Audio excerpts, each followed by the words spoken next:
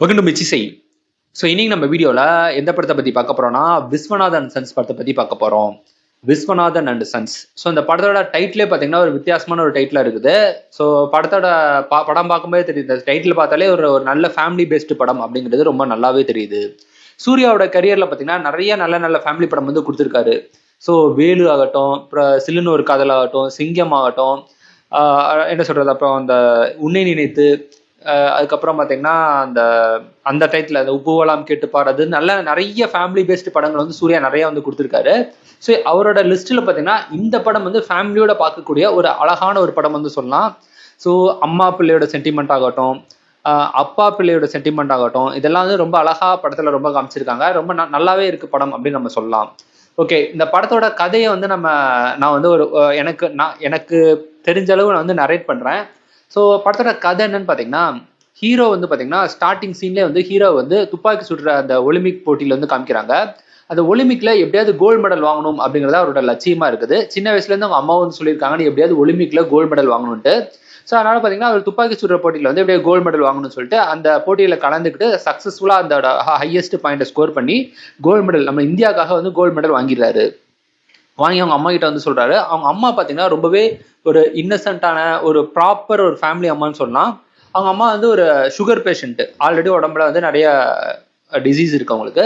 ஆனால் அவங்க அம்மாவுக்கு வந்து சுகர் ரிலேட்டடான சாக்லேட்ஸ் எதுவுமே வந்து இவர் கொடுக்க மாட்டாரு. ஆனால் அவங்க அம்மா பார்த்தீங்கன்னா பையனுக்கு தெரியாம வந்து சாக்லேட் சாப்பிடணும் அப்படிங்கிற ஒரு ஆசைப்படக்கூடிய ஒரு சின்ன பிள்ளைத்தனமான ஒரு அம்மா கேரக்டராக தான் அவங்க கேரக்டர் இருக்குது. ஸோ ஹீரோ பார்த்தீங்கன்னா வந்து கிட்டத்தட்ட 42 வயசு ஆயிடுச்சு ஹீரோக்கு. ஆனால் அவர் பார்த்தீங்கன்னா கல்யாணமே பண்ணாம சிங்கிளாவே வந்து வாழ்றாரு. ஸோ இவர் வந்து ஏன் இவர் சிங்கிளாவே இருக்கிறாரு அப்படிங்கிறதுக்கு பார்த்தீங்கன்னா அதுக்கு ஒரு ஃபிளாஷ்பேக் இருக்குது. ஹீரோவோட அப்பா பார்த்தீங்கன்னா அவங்க அம்மாவை கழட்டி விட்டுட்டு, அவங்க அம்மா ஃபர்ஸ்ட் கல்யாணம் பண்ணியிருப்பாரு. அதுக்கப்புறம் வேற ஒரு ஹீரோயின் கூட பார்த்தீங்கன்னா அவருக்கு வந்து லிங்க் ஆகி ரெண்டாவதா வேற ஒரு பொண்ணை வந்து கல்யாணம் பண்ணியிருப்பாரு. ஸோ இதனால பார்த்தீங்கன்னா அப்பா வந்து இந்த மாதிரி 2 கல்யாணம் பண்ணிட்டாரு. 2 கல்யாணம் பண்ணி அம்மா மனசை நோகடிச்சிட்டாரு. அம்மா மனசையும் அவரோட மனசையும் நோவடிச்சிட்டாரு. அப்படின்னால வெறுப்புல வந்து கல்யாணமே நான் பண்ண மாட்டேன் அப்படிங்கிற ஒரு முடிவு வந்து எடுக்கிறாரு. ஆனா அவங்க அம்மா பார்த்தீங்கன்னா ஹீரோட அம்மா வந்து தான் பையன் வந்து கல்யாணம் பண்ணி குழந்தை குட்டியோட வாழணும், ஸோ தான் இறந்ததுக்கு அப்புறம் தான் பையன் தனியாயிடக்கூடாது அப்படின்னு நினைக்கிறாங்க. ஸோ ஹீரோக்கு எப்படியாவது கல்யாணம் பண்ணி வச்சிடணும் அப்படின்னு நினைக்கிறாங்க. ஆனால் ஹீரோ பார்த்தீங்கன்னா வேற ஒரு விஷயம் வந்து பண்ணிடுறாங்க. இப்போ என்ன, நான் இறந்ததுக்கப்புறம் நீ தனியாகக்கூடாது அவ்வளோதானே, ஒன்றும் பிரச்சனை இல்லைன்னு சொல்லிட்டு வெளியூர்ல போய் பார்த்தீங்கன்னா, வெளிநாட்டில் போய் பார்த்தீங்கன்னா சரகேட் மதர்ஸ்ன்னு சொல்லி இந்த வாடகை தாய் மூலமா குழந்தை பார்ப்பாங்களா, அந்த மாதிரி ஒரு குழந்தைய கூட்டிட்டு வந்துடுறாரு. அது வந்தோன்னா பார்த்தீங்கன்னா ஹீரோட அம்மாவுக்கு வந்து பயங்கர ஷாக் ஆயிடுது. ஸோ அந்த மாதிரி குழந்தைய கூட்டிகிட்டு வந்தாலும் அந்த குழந்தைக்கு பார்த்தீங்கன்னா ஒரு போன் மேரோ சம்மந்தப்பட்ட ஒரு டிசீஸ் வருது.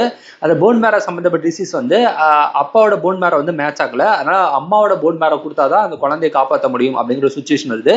இதனால பார்த்தீங்கன்னா வெளிநாட்டில் போய் அந்த சரகன் மதர் யாருன்னு கண்டுபிடிச்சு பார்த்தா அந்த பொண்ணு பார்த்தீங்கன்னா வெறுமனே ஒரு 22 வயசு பொண்ணு தான். ஸோ மமிதா பைஜ் தான் நடிச்சிருக்காங்க. ஸோ 22 வயசு பொண்ணு, ஏன்னா இவருக்கு 42ஆவது. இவர் பார்த்தீங்கன்னா சின்ன பொண்ணை வந்து இந்த மாதிரி சரகன் மதரா சூஸ் பண்ணியிருக்காங்கன்னு சொல்லி ஆரம்பத்தில் கோவப்பட்டாலும் வேற வழி இல்லையா, ஆனால் அந்த பொண்ணை கூப்பிட்டு வராங்க. அந்த பொண்ணு பார்த்தீங்கன்னா கொஞ்சம் காசு மணி மைண்டடான ஒரு பொண்ணாக தான் இருக்குது. அந்த பொண்ணு ஒரு டாக்டர் படிச்சுட்டு இருக்கோம். ஸோ டாக்டருக்கு ஃபீஸ் கட்ட முடியாம தான் வந்து இந்த மாதிரி சரகன் மதரா இருந்து அந்த பணத்தை வச்சு கட்டியிருப்பாங்க. ஸோ அதனால பார்த்தீங்கன்னா எப்படியாவது வந்து நம்ம அந்த பொண்ணோட ஆம்பிஷன் ஒரு டாக்டர் ஆகணும் அப்படிங்கிற ஒரு ஆம்பிஷனா இருக்குது. ஆனால் இவர் ஆல்ரெடி பெரிய பணக்காரனால அந்த பொண்ணு காசு கொடுத்து அவங்க வீட்டுக்கு வர வைக்கிறாங்க. ஸோ மமிதா பைஜு பார்த்தீங்கன்னா ரொம்பவே ஒரு ஜாலியான ஒரு கேரக்டராக இருக்காங்க. ரொம்ப கேஷுவலாக எடுக்கக்கூடிய ஒரு ஜாலி டைப்பாக இருக்கிறாங்க. எல்லாத்துக்கிட்டும் ஈஸியாக மிங்கிள் ஆகக்கூடிய ஒரு நல்ல ஒரு கேரக்டராக இருக்காங்க. இவங்க வீட்டுக்கு வந்த புதுசுல பார்த்தீங்கன்னா ஹீரோட அம்மாவுக்கும் அந்த பொண்ணுக்கும் முதல்ல செட் ஆகாமல் இருக்குது. ஆனால் போக போக பேசி பழகி பார்த்தீங்கன்னா பயங்கர ஃப்ரெண்ட்ஸாக பயங்கர க்ளோஸ் ஆயிடுறாங்க. அந்த குழந்தையும் மமிதா பைஜும் பார்த்தீங்கன்னா பயங்கரமா, ஹீரோயினும் பார்த்தீங்கன்னா பயங்கரமா வந்து க்ளோஸ் ஆயிடுறாங்க. ஸோ இந்த டைத்துல என்ன பார்த்தீங்கன்னா ஹீரோ வந்து ஆரம்பத்திலே சொல்றாரு, நீ யாருக்கிட்டே அவ்வளோ க்ளோஸ் ஆகாத, முக்கியமாக குழந்தைகிட்ட க்ளோஸ் ஆகாத, அப்போ நீ போகும்போது கஷ்டப்படுவ அப்படிங்கிறாங்க. ஆனால் இவங்க வந்து க்ளோஸ் ஆகிட்டாங்க. ஸோ வழி இல்லையா, ஒன்றா சேர்ந்து பழகும் போது இது அவங்களோட நேச்சரான ஒரு கேரக்டர். ஆனால் க்ளோஸ் ஆகிடுறாங்க.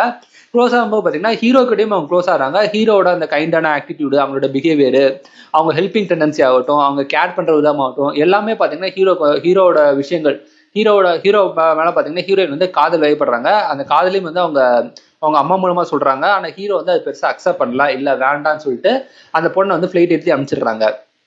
ஆனா அந்த பொண்ணு சும்மா விடல. அந்த பொண்ணு திரும்பி மீடியாலாம் கூட்டிட்டு வந்து இந்த மாதிரி என்னோட குழந்தைக்கு பார்த்தீங்கன்னா அவரால் வந்து அவர் அப்பாவை வந்து அவர் குழந்தைய பார்த்துக்க முடியாது, அப்பாவை அவர் ஃபிட் இல்லை அப்படின்னு சொல்லிட்டு என் குழந்தைய நல்லபடியா பார்த்துக்கணும்னு சொல்லிட்டு அந்த பொண்ணு போராட்டம்லாம் பண்றாங்க.